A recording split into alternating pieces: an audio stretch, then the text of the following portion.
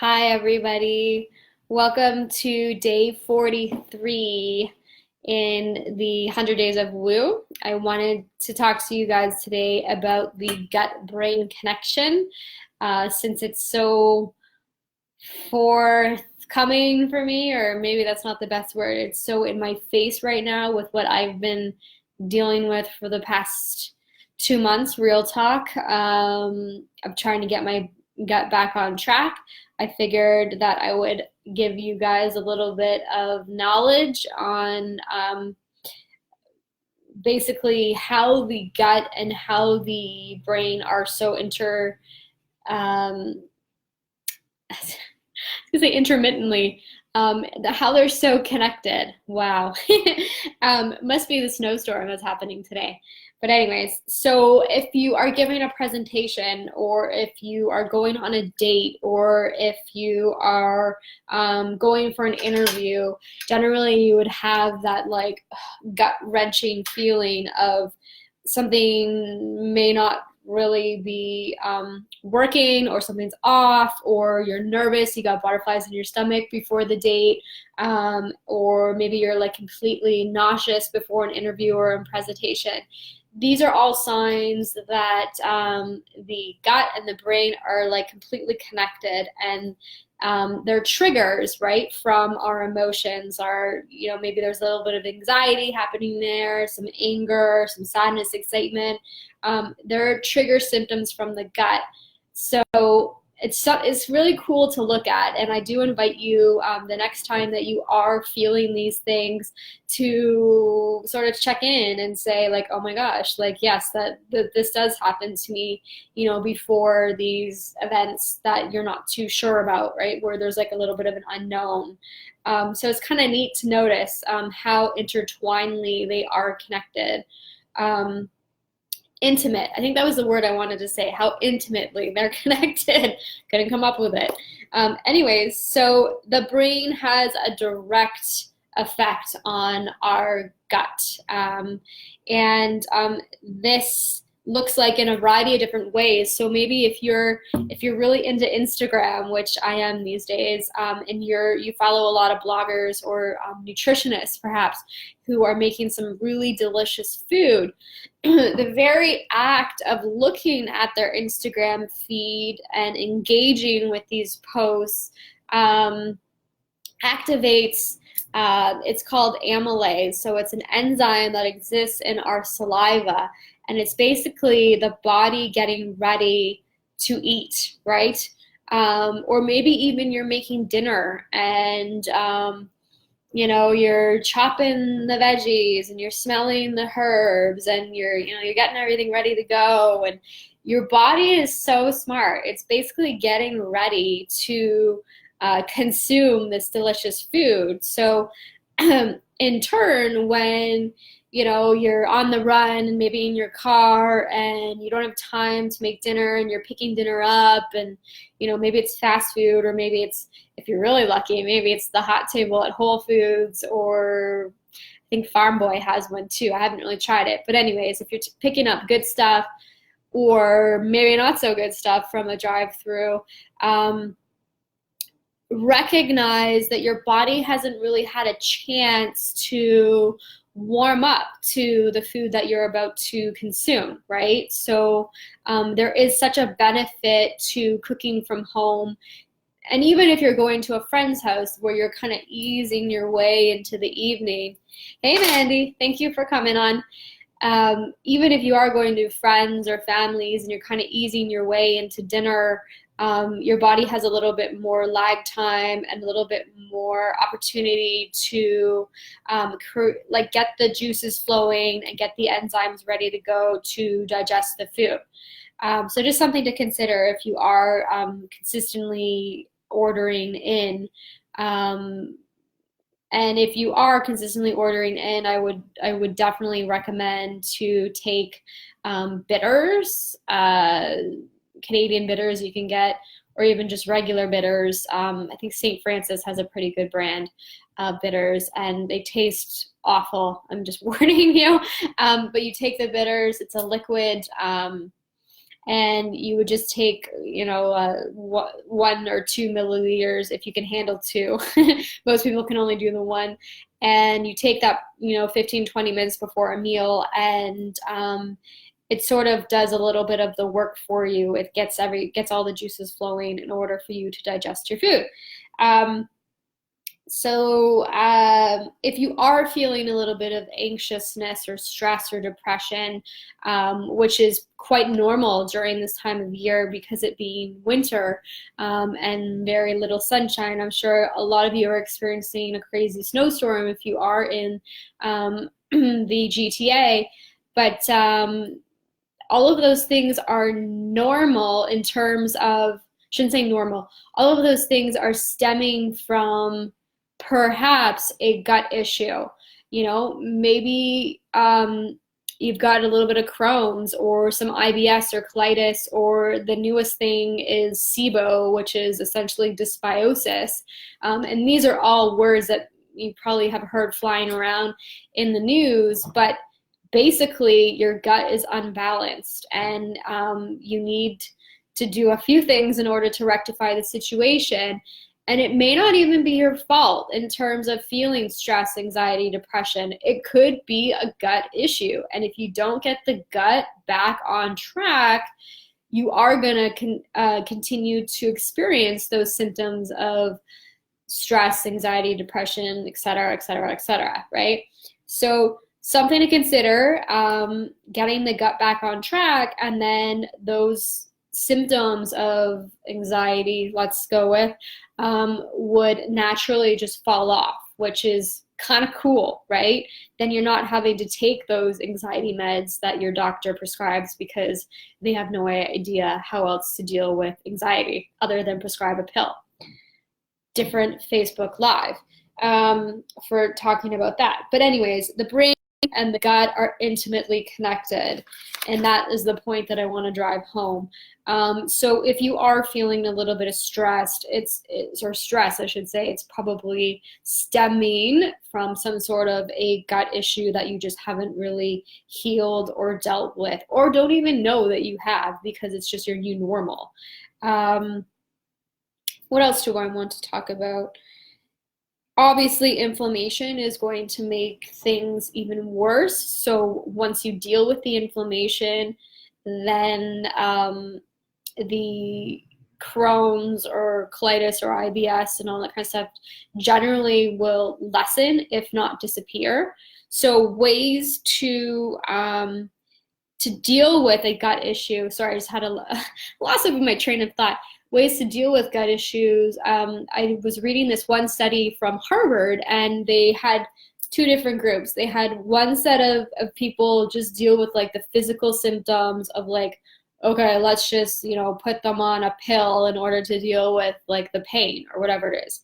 So they had that set of people, and then they had another set of people where they dealt, yes, with the physical symptoms of the gut issue, and then they also dealt with the psychological symptoms of the gut issue. The group that came out on top was the people that dealt with not only the physical issue of the pain of gut issue or whatever was happening, as well as the psychological side of things. And that might look like therapy or, some sort of psychological modality in order to improve mindset. So something to be said about combining the physical sides of healing along with the psychological sides, which brings me to talk to you about some of my programs that I offer because I am a nutritionist as well as a health coach. That's kind of the way that I combine my programs. Is if you did need help in the digestion arena or whatever, we would most definitely talk about that. But then the health coaching is more of the psychological sides of how we would deal with certain issues that were happening in your life. So just dropping that pebble in the pond. If you ever do need my help, let me know, and I'd be happy to go over the programs with you. In terms of dealing with gut issues right now, this is what you can do. So if you got a pen and paper, I really would recommend you write these things down. So lots of veggies in your meals, and minimal fruit, not too much sugar is basically my point. If you can get your hands on a probiotic, that would be great. So I generally recommend like doing a probiotic twice a year and just doing like, let's say picking, so what is it? I would definitely do it now, it being winter, and then doing it again maybe in the fall. So you don't always need a probiotic is basically my point. Unless you're on like an extreme gut healing protocol, then it's a completely different ball game. And if it's not a probiotic, since they are a little bit higher in price range, you could do ferments. So ferments would include, hey Angela, thanks for coming on. Ferments look like sauerkraut, kombucha, pickles, what else I got? Apple cider vinegar, coconut yogurt, all of those things would be your ferments. So having a little bit of ferment with every meal that you're having. So it doesn't have to be huge amounts, just a little bit. Angela, I hope you had a good dairy-free week. We'll talk about that on Sunday. Warm beverages, so waking up, having your hot lemon water, and if it's not in the morning, maybe it's after your lunch if you have a little bit more time then, and maybe it's after dinner. So just it being winter, always having warm bevies on the go, and having a lot of variety with your vegetables. So not always just resulting to I don't know, carrots and celery. Switching it up, getting some beets in there, maybe some squashes, sweet potatoes, your cruciferous, your broccoli, cauliflower, Brussels if you can handle them. So just always having a variety of vegetables if you can. This creates variety in the gut too, right? So that's the intention there. Digestive enzymes, if you're really struggling, then I would totally recommend you having one of those with each. I usually take them with a meal. And then if you forget, just take it after your meal. That's completely fine. If you are going out to eat, I'll bring activated charcoal with me, because half the time they say, yeah, it's gluten-free, yeah, it's dairy-free, and it's not, or a little bit of gluten slips in or a little bit of dairy. So I always bring activated charcoal with me to any sort of restaurant, or even sometimes to friends' houses, because again, I don't know what they're cooking. Exercise, I'm really big on movement. So moving your body, obviously the more you move, the more things are going to move in your body, meaning you're going to have more bowel movements. So having 2 to 3 bowel movements a day is considered normal. Having one, not the greatest, but it's okay. Getting fresh air, obviously on a day like today, it's going to be a little bit more difficult, but something I learned in nutrition school actually is, as soon as you wake up, if you have the opportunity to sort of poke your head outside, or even get close to a window and look at the sun, because that's going to reset your circadian system. So something to consider tomorrow morning if we do get some sunshine. I don't know, we'll see. And then of course, chilling out. Finding time for rest, finding time for, if you can, meditation, or just silence for 5 minutes. It's amazing how much we're bombarded with on a daily basis, in terms of, radios, podcasts, TV, traffic, work, notifications on our cell phone. Like, it's overwhelming. So just finding 5 minutes of silence a day would be amazing. I'm almost done, I promise. Oh my gosh, I'm at almost 15 minutes here, but I do have more to talk about. So your gut is determined by a few things. So if you were, hey Christina, how are ya? If you were born via C-section, your gut is going to be compromised, because you're not getting that first induction of vaginal flora from your mama. that is being completely eradicated, right? If you're C-section, you're not getting any of that. So unfortunately, if you were a C-section baby, you're going to have probably not the greatest digestion. There might be a few people who are okay, but just in my experience, that's the one question I always ask. If you've done multiple rounds of antibiotics as a kid, if your mom, or dad brought you to the doctor every time you sneezed, that's going to have or compromise your gut function.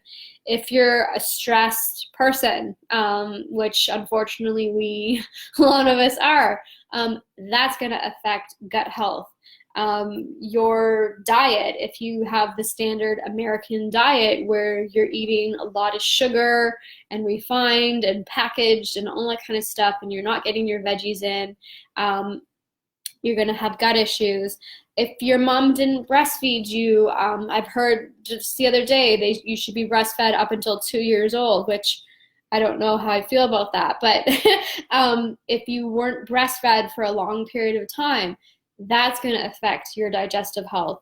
If you're eating conventional and you're not eating organic food, all of those pesticides and herbicides and Roundup and all that kind of stuff that they spray on our vegetables and fruits, that's going to affect your digestion.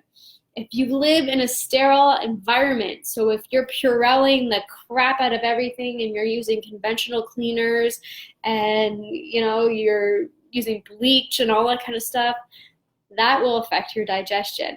See my point here? So just backtracking, some of you who are listening, maybe you don't have a gut problem. Maybe you are in a good spot and you have everything under control and you have a wonderfully balanced microbiome. And if you do, God bless you. I'm so jealous because I am on this journey with you guys. I've been dealing with digestive problems for probably close to 9 years now, so I fully understand and can appreciate how you're feeling if you are feeling off. It's not your fault, and if your doctor tells you and puts you on some sort of antidepressant, that is not cool because it could be something that you could rectify via food. Right?